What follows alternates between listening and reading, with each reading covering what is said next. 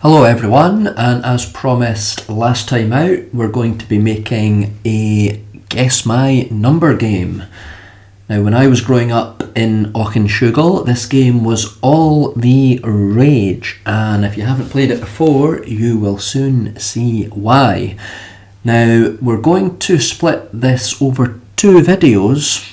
We're going to just get a basic version working today, and next time we'll make some improvements.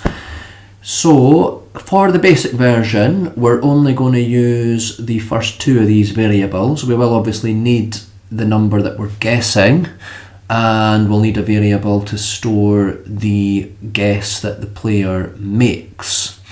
Now, if you haven't heard the term pseudocode, all it is, it's just a hybrid between your human language, English is my first language, and the computer language, Python in this case. So it's sometimes helpful to write things out in pseudocode when you're planning a program.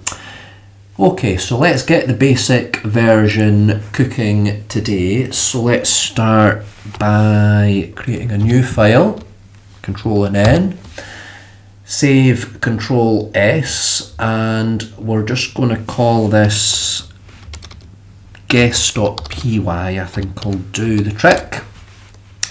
So before we do anything else, we want to import random, and that'll allow us to generate a random number. So let's call the random number answer, and let's set it to random.randint, and let's just set it between 1 and 10. Remember, random.randint gives inclusive numbers, so we might get 1, we might get 10, and we might get anything in between there. So our program's going to use a basic while loop, and we're going to have a user guess, and the loop is going to continue while the guess is not equal to the answer. Now, you can probably spot a problem straight away. We mention the word guess, or the variable guess, in the condition for the while loop, but that doesn't exist, so that would give us an error. So what we can do is just initialize guess to any value which is not going to be equal to answer. Now, we know the answer is going to be between 1 and 10, so we can safely set it to 0, and it means that this while loop will be entered. So what do we want to do in the loop? Well, of course, we want to ask the user for their guess. So we can say guess equals. Now, we know by now that we will get a string return from the input function, so we will convert it into an integer. So let's just say, please enter your guess. That'll do nicely.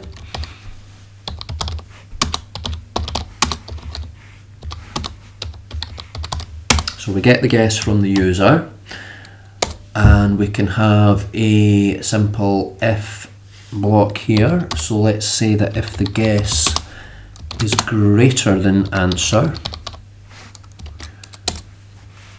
then we can tell the player that their guess is too high.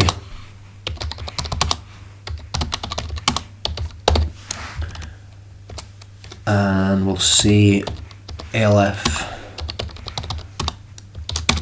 the guess is lower than answer or less than answer.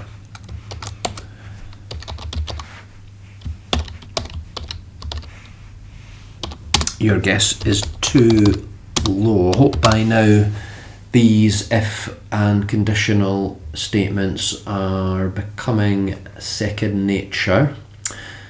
Don't worry if they're not, just keep practicing, and before too long you'll be able to do them in your sleep. Your guess is too low, we want this time. Okay, now the loop's going to continue here until such time as the user guesses correctly. Now hopefully that would happen before too long in this case, and all we have to do outside the loop is congratulate them for getting it right. So let's just say yay, well done.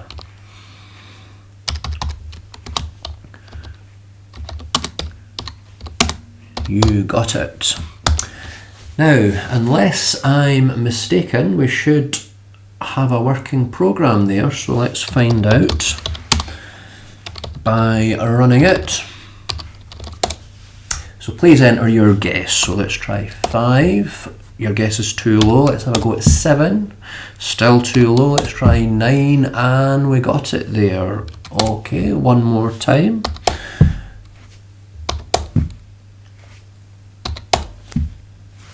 And by my calculations, the number must be 10, and we got it there.